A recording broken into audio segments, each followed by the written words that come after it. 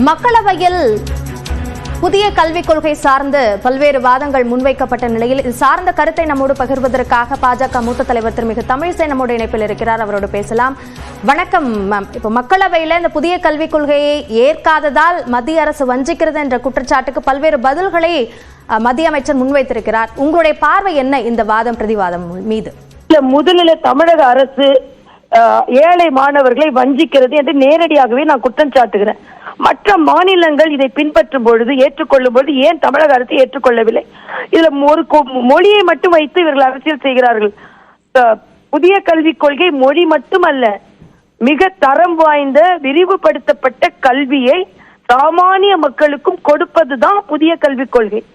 அதில் கையெழுத்திடுகிறேன் என்று சொல்லிவிட்டு அன்றைய தலைமைச் செயலர் அதற்கான ஒப்புதலையும் அளித்துவிட்டு பின்பு இது நல்லது நடந்துவிட்டால் பாரதிய ஜனதா கட்சி எல்லாரும் பாராட்டி விடுவார்களே அப்படி என்று நினைத்து விட்டு அந்த பாராட்டுதல் பாரதிய ஜனதா கட்சிக்கும் மோடி அவர்களுக்கும் கிடைக்கக்கூடாது என்பதற்காக தமிழக குழந்தைகளை, ஏழை குழந்தைகளை வஞ்சிக்கிறது என்று நேரடியாக நாங்கள் குற்றம் சாட்டுகிறோம்.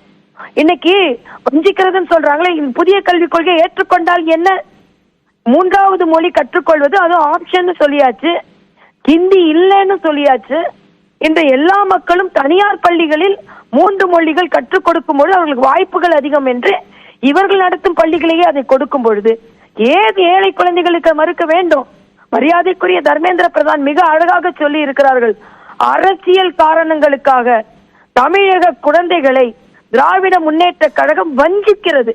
இன்னொன்னு நான் சொல்றேன், இந்த தொகுதி அறையோட பெரிய பிரச்சனை தமிழ்நாட்டில் இல்லையா? இன்னைக்கு தூத்துக்குடியில ஒரு குழந்தை பாலியல் பலாத்காரம் செய்யப்பட்டிருக்கிறார். பாலியல் பலாத்கார குற்றங்கள் அதிகரித்திருக்கிறது, ரவுடிகளின் நடமாட்டம் அதிகரித்திருக்கிறது, மணல் கடத்தல் அதிகரித்திருக்கிறது, கொள்ளை அதிகரித்திருக்கிறது. இவற்றையெல்லாம் விட்டுட்டு இன்னைக்கு டீலிமிட்டேஷன் தான் பெரிய பிரச்சனையா? தமிழக மக்களை காப்பது தமிழக அரசின் கடமை இல்லையா?